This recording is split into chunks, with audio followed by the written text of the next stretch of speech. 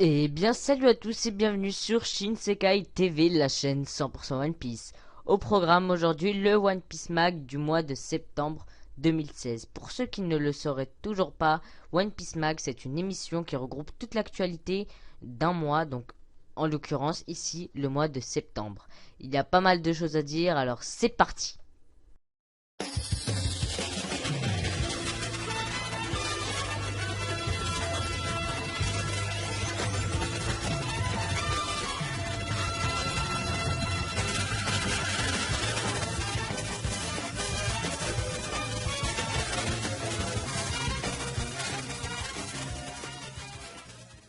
On commence avec les news. On n'arrêtera pas avec les pubs. Ce mois-ci, c'est pour Fanta que les Mugiwara joueront une pub. Voici un petit extrait.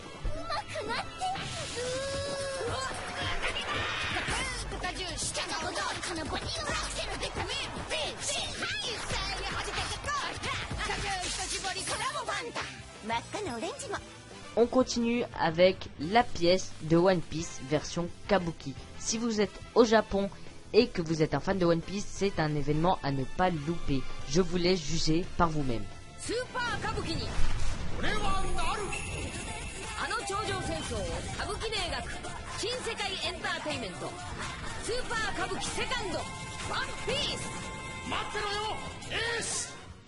On continue, comme vous l'aurez remarqué, avec la rubrique du film. Et oui, la rubrique pour le film Gold est toujours là, même si elle va bientôt disparaître. Sauf si une annonce d'un autre film fait son apparition, on ne sait jamais. Alors, on va parler de quoi ici? On va parler du Mont Corvo qui a fait une vidéo car ils ont été invités à un événement donc en Suisse où ils ont pu voir le film en avant-première encore une fois, et c'était un événement sur toute une journée avec des cosplays, etc. Je vous invite à aller voir leur vidéo qui est en description. Et je vous le rappelle, si vous ne le savez toujours pas, le film One Piece Gold va officiellement sortir en France le 2 novembre 2016, c'est-à-dire en début novembre tout simplement. Pour ma part, je n'y manquerai pas. On continue avec la rubrique des jeux vidéo. Et ce n'est plus de One Piece Burning Blood dont on va parler, mais bien de One Piece Great Pirate Colosseum, qui est un jeu sur Nintendo 3DS qui est sorti il y a peu au Japon. On continue avec One Piece Thousand Storm, un jeu mobile qui semblerait être génialissime, qui est sorti au Japon en avril si je ne me trompe pas, mais une sortie en Occident et en Europe n'est toujours pas prévue, donc c'est vraiment quelque chose d'étonnant. D'habitude elle est très rapidement mise sur le store européen, le store en anglais, américain, etc. Mais là elle est juste sur le store japonais, il me semble, peut-être en chinois. Mais c'est tout, donc c'est vraiment quelque chose de très bizarre car c'est un jeu sur smartphone qui est gratuit, qui est à l'image de Dokkan Battle, etc. avec les invocations, les combats, le mode histoire, etc. les quêtes. Et c'est vraiment bizarre qu'il ne soit toujours pas disponible sur le smartphone.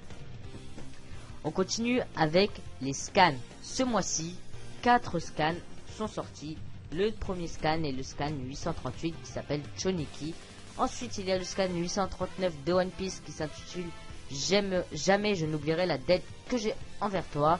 Il y a le scan 840 qui est sorti la semaine passée qui s'intitule Le Masque de Fer. Et enfin, le scan 841 qui se nomme À l'Est de la mer.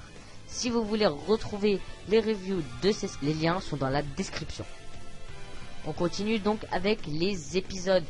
Pour commencer, on va faire un petit débriefing de ce qui s'est passé au niveau des épisodes ce mois-ci. Donc on a eu le droit à Zou tout simplement.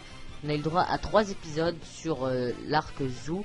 Le premier qui est l'épisode 755 qui est Garachu, l'équipage des Mugiwara réunis, qui est sorti le 4 septembre. Enfin il y a eu l'épisode 756, début de la contre-attaque, gros succès de l'équipage de Chapeau de Paille tournoyant, qui est sorti le 11 septembre 2016. Et enfin l'épisode 757, l'équipage pirate animaux Jack, qui est sorti le 25 septembre 2016. Donc parution de Jack ce mois-ci, ce qui est quelque chose de très bon au niveau des événements de One Piece, mais qui a été mal réalisé dans l'anime. Je vous laisserai juger en regardant l'épisode.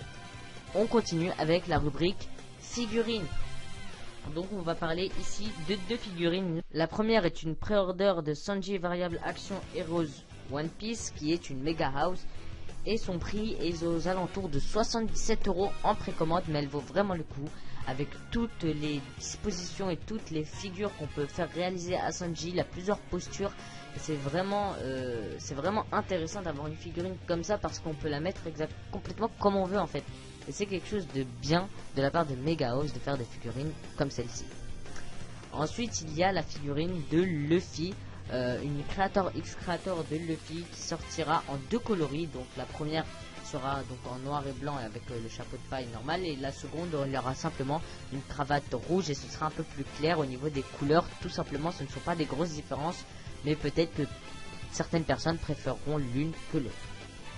Maintenant, on arrive enfin à la fin de ce One Piece Mag avec la rubrique du YouTube Game, une rubrique qui vous a vraiment beaucoup plu, comme j'ai pu le voir en commentaire. Vous m'avez dit que c'était bien, que c'était cool, que j'avais oublié certaines personnes, mais j'y reviendrai à la fin de la vidéo. Enfin, on commence tout de suite. On commence avec All Blue Channel qui reprend petit à petit les vidéos, surtout avec des nouveaux formats comme Data qui regroupe un peu les informations sur différents thèmes de One Piece sous forme de top 5, ou encore les lines qui sont entre guillemets des reviews parallèles avec l'histoire actuelle de One Piece.